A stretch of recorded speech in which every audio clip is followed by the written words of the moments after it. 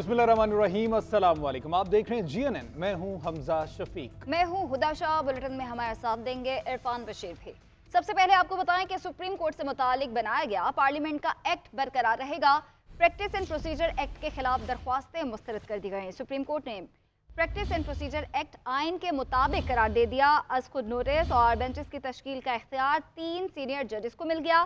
Chief justice Qazi Faez ईसा ने 10-5 के तनासुब से अक्सरियती फैसला पढ़कर सुनाया।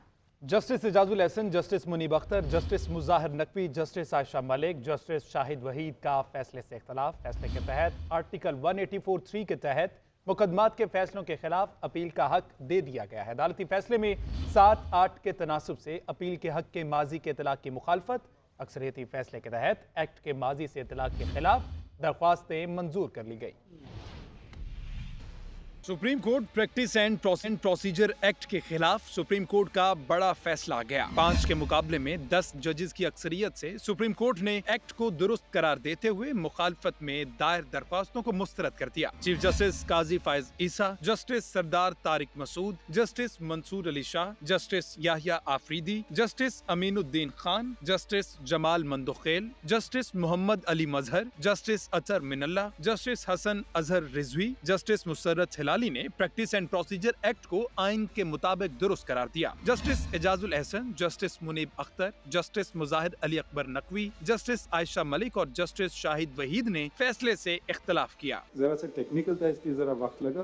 Today disposed of in terms of the order of the court and this has been signed by all of us for reasons to be recorded later. These petitions are decided as under, subject to paras 2 and 3 below by a majority of 10 to 5. The Supreme Court Practice and Procedure Act 2023 is sustained as being in accordance with the Constitution of the Islamic Republic of Pakistan, and to this extent the petitions are dismissed. Supreme court ने फैसले में article 184(3) के तहत मुकदमात के फैसलों के खिलाफ appeal का हक दे दिया। ताहम फैसलों के खिलाफ अपील का हक माजी से देने की शिक मुस्तरद कर दी। Paragraph 2. By a majority of 9 to 6, subsection 1 of section 5 of the Act, within brackets, granting a right of appeal prospectively, is declared to be in accordance with the Constitution, and to this extent the petitions are dismissed. Paragraph 3. By a majority of 8 to 7, subsection 2 of section 5 of the Act, within brackets, granting a right of appeal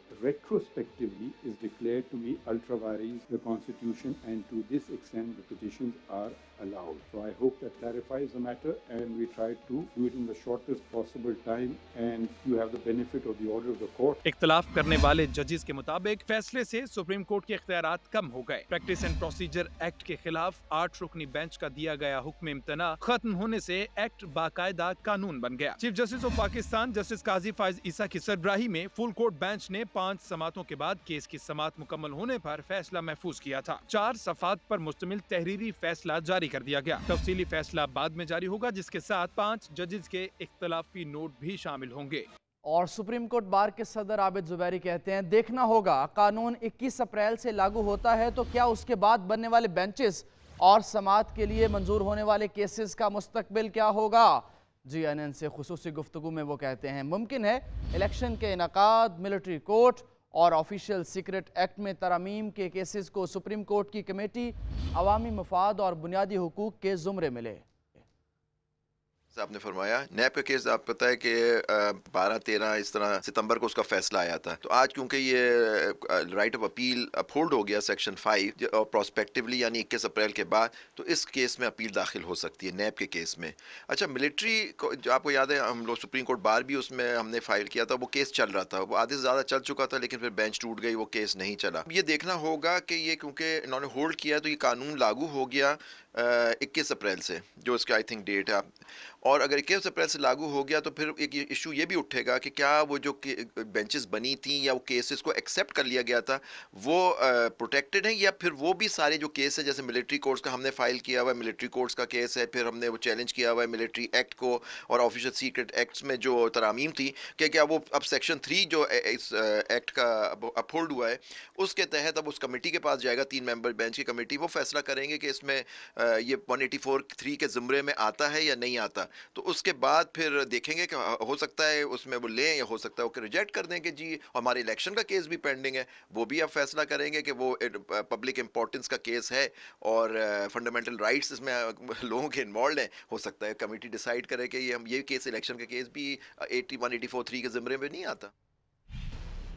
ادھر ماہر قانون اعتزاز احسن کہتے ہیں نواز شریف اور جہانگیر ترین کو فیصلوں کے خلاف اپیل کا حق نہیں ملے گا، نئے کیسز میں اپیل کا حق ملے گا، اور عرفان قادر کا کہنا ہے کہ نواز شریف اور جہانگیر ترین اہل ہو چکے ہیں، فرد واحد کے ہاتھ سے فیصلے کا حق لینا اچھا ہے۔ اشتر اوصاف بولے کہ پارلیمنٹ ہی قانون بناتی ہے، سپریم کورٹ صرف قوانین کی تشریح کرتی ہے۔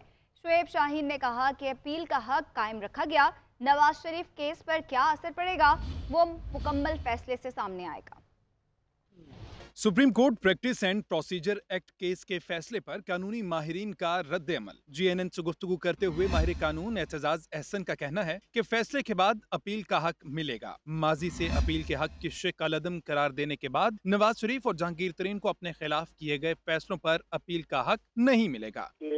اپیل کا حق جو مؤثر بماضی تھا وہ 9-6 کی اکثریت سے اس کو مسترد کر دیا گیا ہے۔ اگر یہ ہے درست ہے تو پھر میاں نواز شریف اور جہانگیر ترین کو اس کا کوئی فائدہ نہیں ہوگا۔ ماہر قانون شعیب شاہین کہتے ہیں اپیل کا حق قائم رکھا گیا ہے، انسانی حقوق سے متعلق کیسز دوبارہ کھلیں گے۔ چیف جسٹس اب وہ چینج ہو گیا اس لا کے مطابق، اس کے مطابق 184(3) کے باقی کیسز میں وہی رہے گا، چیف جسٹس ہی رہے گا، لیکن 184(3) کی جو پروسیڈنگز ہوں گی اس کی حد تک جسٹس اور 2 سینئر موسٹ ججز جو ہیں وہ بینچ کانسٹیٹیوٹ کریں گے۔ ایک امپورٹنٹ آسپیکٹ اس میں یہ آ گیا، دوسرا یہ آ گیا کہ رائٹ آف اپیل مل گئی، تیسرا یہ آ گیا کہ رائٹ آف اپیل ڈفرنٹ ججز کے پاس جائے گی اور لارجر بینچ ہوگا، وہ جتنے ججز نے یعنی کیس سنا ہوگا اس سے زیادہ ججز جو ہے وہ رائٹ آف اپیل ہوگا اور اپیل سنیں گے۔ سابق اٹارنی جنرل عرفان قادر کہتے ہیں فرد واحد کے ہاتھ سے فیصلے کا حق لینا اچھا ہے، 184(3) کے تمام کیسز میں اپیل ہو سکے گی، نواز شریف اور جہانگیر ترین بھی اہل ہو چکے ہیں۔ جی اس فیصلے میں سپریم کورٹ نے قانون جو ہے اس کو انہوں نے صحیح قرار دیا ہے، انہوں نے کہا کہ وہ کسی طرح کی بھی مداخلت نہیں ہے سپریم کورٹ میں،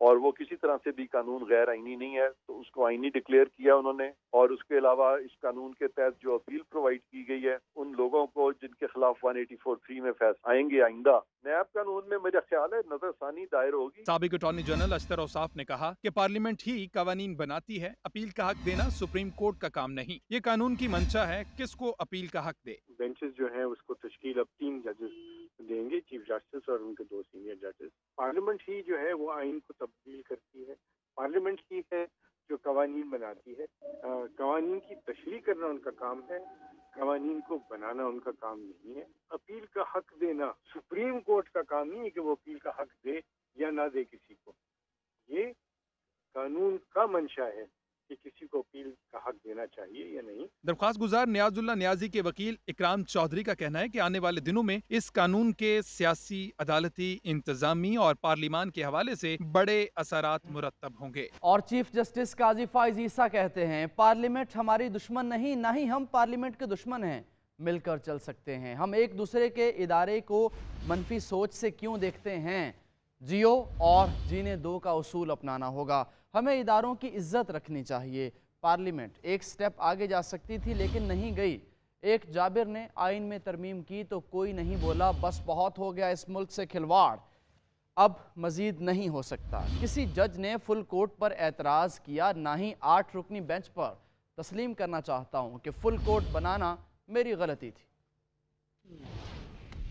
ان کے بڑے بڑے ایشوز ہیں، کلائمیٹ چینج ہیں، لوگوں کے حقوق ہیں، ہم اس باریکیوں میں پھنس گئے، کیا کیا ہو رہا ہے دنیا میں، اور دنیا آگے جا رہی ہے اور ہم لوگ بس اس بحثوں میں پڑے ہوئے ہیں۔ ہم ایک دوسرے کی قدر، ہم کیوں ان کو منفی طریقے سے دیکھیں؟ ہم کہہ سکتے ہیں ہاں آپ نے قانون نیگیٹو امپلیکیشن دیں کہ آپ نے غلط کیا، بھائی شروع تو کریں اس بات سے کہ آپ نے صحیح کیا ہے، ہاں اس میں کوئی غیر آئینی بات ہے وہ ہم دیکھ لیں گے، اس کو یہاں تک ختم کر دیں۔ تو اتنا ہمیں لڑانے کی کوشش نہ کریں ایک ادارے کو دوسرے ادارے سے۔ میں تو کہتا ہوں انگریزی میں پتہ نہیں اردو میں کیسے کہیں گے، लिव एंड लेट लिव। और आप इसकी बस कहते हैं कॉन्स्टिट्यूशनैलिटी देखना है, बस इतनी सी बात है। अब हम वो इंटरप्रिटेशन हम लोग कैसे करेंगे? भाई हमारी मर्जी है, अब वो वक्त आएगा कर लेंगे इंटरप्रिटेशन। थोड़ी बहुत अकल समझ है, 40 साल से ज्यादा वाबस्तगी है कानून से, कुछ ना कुछ समझ आ गई है, तो अब हर चीज हम लिख दें कि ये मसला आएगा तो हम यूं करेंगे और ये मसला आएगा तो यूं करेंगे, तो फिर तो ना कमेटी की अहमियत रही और ना वो फुल कोर्ट एडमिनिस्ट्रेटिव साइड पे उसकी अहमियत रही, क्योंकि अब फुल कोर्ट का जजमेंट आ जाएगा। फिर तो बिल्कुल आपने हमें पाबंद कर दिया और हमें स्ट्रेट जैकेट में डाल दिया। उधर हमें ना ले जाइए, आप सिर्फ फोकस रखिए आईन पे जो अटैक हुआ है। मुस्लिम लीग नून के कायद नवाज शरीफ की वतन वापसी का सफर शुरू लंदन से सऊदी अरब के लिए रवाना हो गए। नवाज शरीफ 17 या 18 अक्टूबर को दुबई पहुंचेंगे। दुबई से पाकिस्तान के लिए खुसूसी तैयारा बुक करवा लिया गया है। 3 दिन कयाम के बाद लाहौर के लिए वहां से रवाना होंगे। लाहौर में नवाज शरीफ के इस्तकबाल की तैयारियां जारी हैं। मरियम नवाज शरीफ कहती हैं सारे तजर्बे फेल हो गए, तजर्बा एक ही कामयाब रहा, वो है नवाज शरीफ। नौजवान को रोजगार देने वाला नवाज शरीफ वापस आ रहा है। नून लीग के कायद नवाज शरीफ का वतन वापसी सफर शुरू। पहले मरहले में सऊदी अरब में कुछ दिन कयाम के बाद दुबई रवाना होंगे। नवाज शरीफ दुबई से 21 अक्टूबर को पाकिस्तान पहुंचेंगे। उधर पार्टी कायद के परतपाक इस्तकबाल के लिए नून लीग की तैयारियां जारी। पार्टी ने 2 प्लान तरतीब दे दिए। प्लान ए के मुताबिक लाहौर एयरपोर्ट पर पार्टी के मरकजी रहनुमा नवाज शरीफ का इस्तकबाल करेंगे और उन्हें वज़रिया हेलीकॉप्टर मीनार पाकिस्तान जलसागाह लाया जाएगा। प्लान बी में नवाज शरीफ को मार रोड या रिंग रोड सिक्योरिटी के सख्त खसार में जलसागाह लाया जाएगा। पंडाल में 3 मंजिला स्टेज तैयार किया जाएगा। पहली मंजिल नवाज शरीफ, शहबाज शरीफ और मरीम नवाज समेत पार्टी के मरकजी ओहदेदारान के लिए मुख्तस होगी। दूसरी मंजिल पर पार्टी के सीनियर रहनुमा और साबिक वफाकी वज़रा होंगे। पंडाल में हर एक इनक्लेव में 3500 से 5500 कुर्सियां लगाई जाएंगी। दूसरी जानिब मरीम नवाज की ज़ेर सदारत पार्टी सेक्रेटेरिएट में NA 128 और NA 129 के बल्दियाती नुमाइंदों और कारकुनों का इजलास हुआ, जिसमें 21 अक्टूबर के जलसे की तैयारियों पर मुशावरत की गई। मरीम नवाज ने इस्तकबाल के इंतजामात का जायजा लिया। इजलास से खिताब में मरीम नवाज का कहना था कि नौजवान को रोजगार देने वाला नवाज शरीफ वापस आ रहा है। सारे तजर्बे फेल हो गए, सिर्फ नवाज शरीफ का तजर्बा ही कामयाब रहा। नवाज शरीफ 2024 से 2029 तक पाकिस्तान को माशी तौर पर नाकाबिले तस्खीर बनाएंगे। उधर साबिक वज़ीर आज़म शहबाज शरीफ से मौलाना फजलुर रहमान की मुलाकात। दोनों कायदीन का बहरानों से मिलकर निमटने पर इत्तेफाक। शहबाज शरीफ ने कहा 16 माह में पाकिस्तान को दिवालिया होने से बचाने में मौलाना ने भरपूर ताउन किया। पाकिस्तान को इत्तेहाद, मुशावरत और इश्तराक अमल ही बहरानों से निकाल सकता है। मौलाना फजलुर रहमान का कहना है नवाज शरीफ की वतन वापसी पाकिस्तान के लिए अच्छी खबर है। नवाज शरीफ सियासी इंतकाम का निशाना बनाए गए, ये तारीख का स्याह और अफसोसनाक बाब रहेगा।